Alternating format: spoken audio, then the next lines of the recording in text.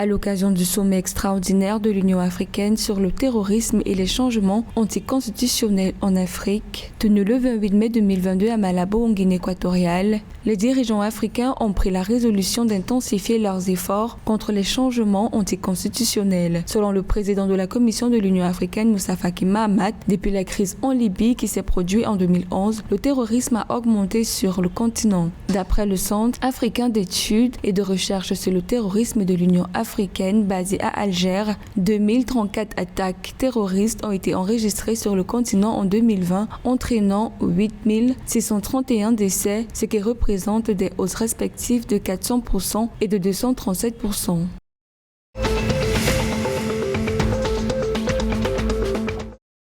Le président du Conseil militaire de transition tchadien, Mahamat Idriss Déby, a avisé les autorités internationales contre les menaces terroristes au Sahel et notamment au Tchad lors de la 16e session extraordinaire de la conférence des chefs d'État et de gouvernement de l'Union africaine sur le terrorisme tenue le 28 mai 2022. Selon le président de la transition tchadienne, le terrorisme constitue actuellement un défi majeur qui met en péril les États africains et exige une réponse urgente et concertée à l'échelle continentale, voire mondiale. Soulignant que les États du Sahel et du bassin du lac Tchad affectés par le terrorisme consacrent chacun entre 18 à 32% de leur budget à l'effort sécuritaire au détriment de secteurs clés comme la santé, l'éducation, l'eau potable, l'agriculture, l'élevage, les infrastructures et l'énergie, selon des observateurs.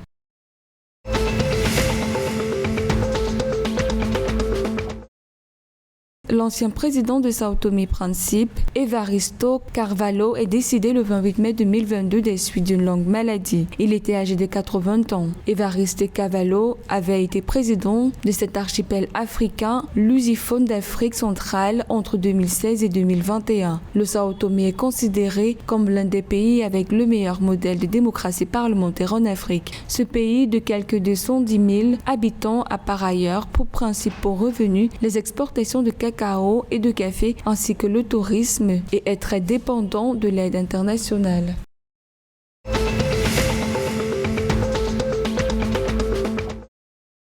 Dans un communiqué rendu public le 27 mai 2022, le ministre des Finances du Cameroun, Louis-Paul Motazé, a annoncé la levée d'une enveloppe totale de 235 milliards de francs CFA sur un besoin initial de 200 milliards de francs CFA à la Bourse des valeurs mobilières de l'Afrique centrale. Rémunéré à 6,25% pour une maturité de 7 ans dont un différé de 2 ans, ce nouvel emprunt servira à financer les projets d'infrastructure dans le pays selon les autorités nationales. Pour le ministre des Finances du pays, avec cette levée, le Cameroun clôture avec succès le 6e emprunt obligatoire de son histoire.